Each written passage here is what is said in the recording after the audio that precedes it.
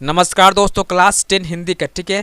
Class 10 Hindi का आपका जो एग्ज़ाम होने वाला 19 फरवरी को ठीक है, उसके लिए most important 19 viral subject question देने वाला ठीक है, जो आपके बोर्ड एग्जाम में बहुत इंपॉर्टेंट है। यहीं से क्वेश्चन छपेगा ठीक है। चलिए हम लोग स्टार्ट करते हैं। पहला सवाल देखिए ठीक है, लक्ष्मण ने वीर योद्धाओं की क्या क्या विशेषताएं बताई है ठीक है। इसका आंसर देखिएगा, लक्ष्मण ने वीर योद्धाओं की निम्नलिखित विशेषताएं बताई है। पहला पॉइंट लिखिए ठीक है, लक्ष्मण कहते हैं कि सूरवीर युद्ध भूमि में युद्ध करते हैं ठीक है। सेकंड पॉइंट लिखिएगा, अपनी बड़ाई खुद अपने से नहीं करते, कौन? वीर लोग ठीक है। और थर्ड पॉइंट लिखिएगा, शत्रु को युद्ध में उपस्थित देखकर अपनी प्रशंसा करने के बजाय वीरता दिखाने में विश्वास करते हैं, कौन? वीर ठीक है, वीर योद्धा। और फोर्थ पॉइंट लिखिएगा, चौथा पॉइंट लिखिएगा, जो वीर होते हैं उनमें धैर्य कूट कूट कर भरा होता है ठीक है। सेकंड क्वेश्चन देखिएगा, कृष्ण के प्रति अनन्य प्रेम को गोपियों ने किस प्रकार अभिव्यक्त किया है ठीक है। इसका आंसर देखिए, कृष्ण के प्रति अनन्य प्रेम को गोपियों ने इस प्रकार अभिव्यक्त किया है। पहला पॉइंट लिखिएगा ठीक है, जागते सोते दिन रात कृष्ण को ध्यान में रखती है, जैसे हारिल पक्षी एक लकड़ी को पकड़ता है उसी प्रकार वे कृष्ण को पकड़ी है ठीक है। सेकेंड पॉइंट लिखिएगा, वे कहती है कि वे कृष्ण के प्रेम में इस प्रकार सनी है जैसे चींटी गुड़ में लिपटी होती है ठीक है। और थर्ड पॉइंट लिखिएगा, गोपियों ने कृष्ण को मन कर्म वचन से पकड़ रखा है ठीक है। और लास्ट पॉइंट लिखिएगा, चौथा पॉइंट ठीक है, जब उद्धव के द्वारा योग संदेश पाती है तो उनका धैर्य टूट जाता है और वे काफ़ी चिंतित हो जाती है, कौन? गोपियाँ ठीक है। अगला सवाल देखिएगा, उद्धव के व्यवहार की तुलना किससे की गई है ठीक है। इसका आंसर देखिए, गोपियों ने उद्धव के व्यवहार की तुलना निम्नलिखित उदाहरणों से की है ठीक है। पहला पॉइंट लिखिएगा, गोपियों ने उद्धव के व्यवहार की तुलना कमल के पत्ते से की है ठीक है, जो नदी के जल में रहते हुए भी जल की ऊपरी सतह पर ही रहता है, अर्थात जल का प्रभाव उस पर नहीं पड़ता। श्री कृष्ण का सानिध्य पाकर भी वह श्री कृष्ण के प्रेम से मुक्त है, कौन? उद्धव ठीक है। इसका सेकंड पॉइंट लिखिएगा, वह जल के बीच रखे तेल के गागर यानी मटके की भांति है, जिस पर जल की एक बूंद भी टिक नहीं पाती। उद्धव पर भी श्री कृष्ण का प्रेम अपना प्रभाव नहीं छोड़ पाया है, जो ज्ञानियों की तरह ठीक है व्यवहार कर रहे हैं। नेक्स्ट क्वेश्चन देखिए ठीक है, राम लक्ष्मण परशुराम संवाद के आधार पर राम के चरित्र लिखे ठीक है। इसका आंसर देखिएगा, राम लक्ष्मण परशुराम संवाद के आधार पर हमारे राम अत्यंत विनम्र मृदु एवं आज्ञाकारी है। परशुराम के क्रोध करने पर भी वे अत्यंत विनम्रता पूर्वक उत्तर देते हैं। इससे सिद्ध होता है कि उनके मन में बड़ों के प्रति श्रद्धा है एवं आदर भाव है ठीक है। फिर हम देखते हैं कि जब परशुराम एवं लक्ष्मण का संवाद अत्यंत उग्र हो जाता है, तब राम लक्ष्मण को अपनी आंखों से इशारा करके चुप रहने का संकेत देते हैं। इससे राम के विनय भाव का पता चलता है, जो परिस्थितियों को संभालने में सक्षम है, अर्थात वह एक कुशल नेतृत्वकर्ता भी है ठीक है। अगला सवाल देखिए ठीक है, प्रातः ही जगावत गुलाब चटकारी दे, इस पंक्ति का भाव स्पष्ट कीजिए ठीक है। इसका आंसर देखिएगा, प्रातः काल होने पर शिशु को गुलाब का फूल चटकारी अर्थात चुटकी देकर जगा रहा है। तात्पर्य यह है कि वसंत आने पर प्रातः काल गुलाब के फूलों का वसंत के समय सुबह चटक कर खिलना कवि को ऐसा आभास दिलाता है, मानो वसंत रूपी सोए हुए बालक को गुलाब चुटकी बजाकर जगाने का प्रयास कर रहा है। अगला सवाल देखिए ठीक है, कवि के द्वारा जो सुधा मंदिर की कल्पना की गई है उसे अपने शब्दों में लिखिए ठीक है। इसका आंसर देखिए, कभी जब चांदनी रात को आकाश में चारों ओर फैले उजली चांदनी को देखते हैं तो उन्हें ऐसा लगता है मानो आकाश में कोई चांदी का महल बन गया हो। इसे ही मनोरम रूप में प्रस्तुत करने के लिए शायद कवि ने उसे सुधा मंदिर की उपमा दे दी है। सुधा अर्थात अमृत, कवि को मानो ऐसा लग रहा है कि आसमान से अमृत की वर्षा चारों ओर हो रही है और सभी प्राणी उसे प्राप्त कर आनंदित हो रहे हैं। इस तरह से चांदनी के प्रभाव की मधुरता को कवि ने प्रकट किया है।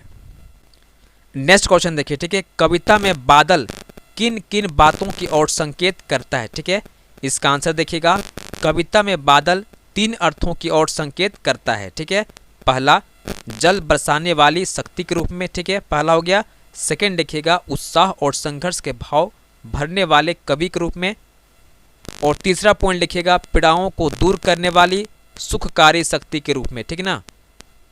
अगला सवाल देखिए। ठीक है, फागुन के मौसम में प्रकृति दुल्हन की भांति सजी होती है, स्पष्ट करें। ठीक है, इसका आंसर देखिएगा, फागुन का मौसम प्रकृति का सर्वोत्तम उपहार है। ठीक है, इस समय संपूर्ण वातावरण और धरती पूरी तरह दुल्हन की भांति सजी होती है। धरती के चारों ओर तरफ, ठीक है, पेड़ पौधे वनस्पतियां हरी भरी रहती है।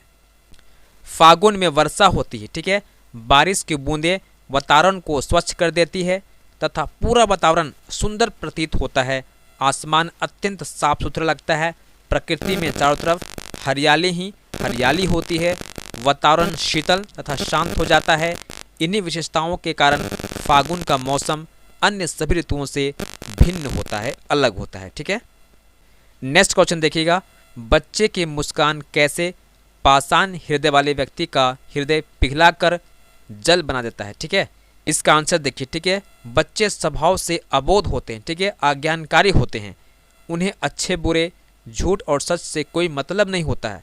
जब वह माँ बाप से मिलकर मासूम सी हंसी मुस्का देता है, उनकी हंसी इतनी मनोहारी होती है कि किसी भी पत्थर दिल वाले इंसान का भी हृदय पिघल जाता है। ठीक है, नेक्स्ट क्वेश्चन देखिएगा। ठीक है, मृग तृष्णा किसे कहते हैं? कविता में इसका प्रयोग किन अर्थों में हुआ है? ठीक है, तो इसका आंसर देखिए, रेगिस्तानी इलाकों में गर्मी की चिलचिलाती धूप में रेत के मैदान में दूर दूर तक पानी की चमक दिखाई पड़ती है, लेकिन जब सामने जाते हैं तो कोई पानी नहीं रहता है। प्रकृति के इस भ्रम को ही मृग तृष्णा कहा जाता है। कविता में इसका प्रयोग धन दौलत वैभव सम्मान की खोज में भटकने के संदर्भ में हुआ है। ठीक है, इस मृग तृष्णा में फंसकर मनुष्य भी यहाँ वहाँ भटकता रहता है। नेक्स्ट क्वेश्चन देखिए। ठीक है, आपके विचार से माँ ने ऐसा क्यों कहा है, लड़की होना लेकिन लड़की जैसी दिखाई मत देना? ठीक है, इसका आंसर देखिए। ठीक है, इन पंक्तियों में लड़की की कोमलता तथा कमजोरी को स्पष्ट किया गया है। लड़की की कोमलता को उसका सबसे बड़ा गुण माना जाता है, परंतु लड़की की माँ उसे लड़की जैसा दिखने अर्थात अपनी कमजोरी को प्रकट करने से सावधान करती है, क्योंकि कमजोर लड़कियों को ज़्यादा शोषण किया जाता है। ठीक है, नेक्स्ट क्वेश्चन देखिएगा। ठीक है, कन्यादान कविता की माँ परंपरागत माँ से कैसे अलग है, कैसे भिन्न है? ठीक है, इसका आंसर देखिए, कन्यादान कविता की माँ परंपरागत माँ से पूर्णतः भिन्न है। जहाँ परंपरागत माँ अपनी बेटी को सब कुछ सहकर कर्तव्य पालन करने की सीख देती है, वहीं कविता में वर्णित माँ सामाजिक बुराइयों के प्रति जागरूक है। वह नारी शोषण के प्रति बेटी को सचेत करती है। वह उसे कठोर और निडर बनने के लिए प्रेरित करती है। अगला सवाल देखिए। ठीक है, संगीतकार जैसे व्यक्ति संगीत के अलावा किन किन क्षेत्रों में दिखाई देते हैं? ठीक है, तो इसका आंसर देखिए, संगीतकार जैसे व्यक्ति संगीत के अलावा बड़े बड़े नेताओं, अभिनेताओं, संत महात्माओं, ठीक है, के साथ भी इसी प्रकार सहयोग करते हैं। ठीक है, नेताओं के इर्द गिर्द रहने वाले सभी सहायक उपनेता, ठीक है, अपने बड़े नेता के महत्व को बढ़ाने में लगे रहते हैं। आम कार्यकर्ता, झंडे लगाने वाले, नारे लगाने वाले कार्यकर्ता, ठीक है, संगीतकार की भूमिका ही निभाते हैं। नेक्स्ट क्वेश्चन देखिएगा, पान वाले और हलदार साहब के सोच में क्या अंतर था, स्पष्ट करें। ठीक है, तो इसका आंसर देखिए, पान वाले और हलदार साहब के सोच में काफ़ी अंतर था। पान वाले की सोच काफ़ी छोटा है, वह हमेशा दूसरों का मजाक उड़ाता है, इसलिए वह चश्मे वाले को गरीब, फटेहाल बूढ़ा और लंगड़े के रूप में देखता है, जबकि हलदार साहब कैप्टन को महान और सच्चा देशभक्त के रूप में देखते थे, जो देश और देश के लिए जान देने वालों का सम्मान करता था। पान वाले के लिए वह सनकी है, जबकि हलदार साहब के लिए वह सच्चा देशभक्त है। अगला सवाल देखिएगा, भगत ने अपने बेटे की मृत्यु पर अपनी भावनाएं किस तरह व्यक्त की? इसका आंसर देखिए, भगत ने अपने बेटे की मृत्यु को ईश्वर की इच्छा कहकर उसका सम्मान किया। उन्होंने इस मृत्यु को आत्मा परमात्मा का शुभ मिलन माना, इसीलिए उसे उत्सव की तरह मनाया। ठीक है, उन्होंने पुत्र के शव को सफ़ेद वस्त्र से ढककर उसे फूलों से सजाया, उसके सिरहाने ठीक है दीपक रखा। फिर वे उसके सामने प्रभु भक्ति के गीत गाने लगे। वे खिचड़ी की ताल पर तल्लीन होकर गाते चले गए। उन्होंने विलाप करती हुई पतोहों को भी उत्सव मनाने के लिए कहा।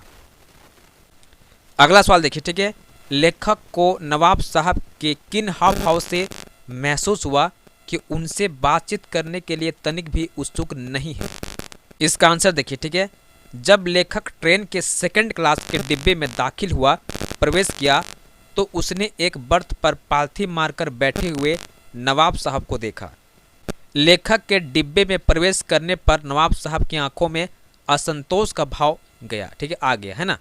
नवाब साहब लेखक से बिना बातचीत किए हुए कुछ देर तक गाड़ी की खिड़की से बाहर देखते रहे। नवाब साहब के इन हाव भावों को देख कर ठीक है लेखक को ऐसा महसूस हुआ, ऐसा लगा कि वे उनसे बातचीत करने के लिए तनिक भी उत्सुक नहीं है। नेक्स्ट क्वेश्चन देखिए। ठीक है, फादर की उपस्थिति देवदार की छाया जैसी क्यों लगती थी? इसका आंसर देखिए। फादर की उपस्थिति देवदार की छाया जैसी लगती थी क्योंकि फादर की आंखों में सदैव प्यार झलकता था। ठीक है, प्रभु की आस्था उनकी अस्तित्व था। वे परिवार के किसी बड़े जन की भांति सबों के दुख तथा कष्ट को सुलझाने का प्रयास करते थे। किसी भी व्यक्ति के बड़े से बड़े दुख तकलीफ के लिए फादर के मुख से निकलने वाले दो जादुई शब्द उसे दूर करने के लिए काफ़ी था। उनकी उपस्थिति पेड़ की छाया की तरह होती थी। नेक्स्ट क्वेश्चन देखिए। ठीक है, भंडारी ने अपनी माँ की किन गुणों की चर्चा अपनी आत्मकथा में की है? ठीक है, मन्नू भंडारी की माँ धैर्य और सहन शक्ति में धरती से कुछ ज़्यादा ही थी। ऐसा इसलिए कहा गया है क्योंकि वे पिताजी की हर ज्यादती को अपना प्राप्य और बच्चों की हर जिद को अपना फर्ज समझकर बड़े सहज भाव से स्वीकार करती थी। उन्होंने जिंदगी भर अपने लिए कुछ नहीं मांगा, चाहा नहीं, केवल दिया ही दिया। ठीक है, मन्नू भंडारी ने अपनी माँ के इन्हीं त्याग, सहिष्णुता एवं सहनशीलता आदि गुणों की चर्चा अपने आत्मकथा में की है। नेक्स्ट क्वेश्चन देखिएगा। बिस्मिल्लाह खां को शहनाई की मंगल ध्वनि का नायक क्यों कहा गया है? तो इसका आंसर देखिए। बिस्मिल्लाह खां को शहनाई की मंगल ध्वनि का नायक इसलिए कहा गया है क्योंकि शहनाई की ध्वनि मंगलदायी मानी जाती है। इसका वादन मांगलिक अवसरों पर किया जाता है। बिस्मिल्लाह खां 80 बरस से भी अधिक समय तक शहनाई बजाते रहे। उनकी गणना भारत के सर्वश्रेष्ठ शहनाई वादक के रूप में की जाती है। उन्होंने शहनाई को भारत ही नहीं बल्कि पूरे विश्व में लोकप्रिय बनाया है। तो दोस्तों ये था हिंदी का ठीक है most important top most important viral question Hindi का जो आपके बोर्ड एग्जाम में छपने के पूरे चांस है। ठीक है दोस्तों, इन सभी क्वेश्चनों को आपको करके जाना है। ठीक है, और दोस्तों वीडियो अच्छा लगा हो तो प्लीज़ लाइक कीजिएगा, शेयर कीजिएगा और प्लीज़ चैनल को सब्सक्राइब जरूर कीजिएगा। ठीक है।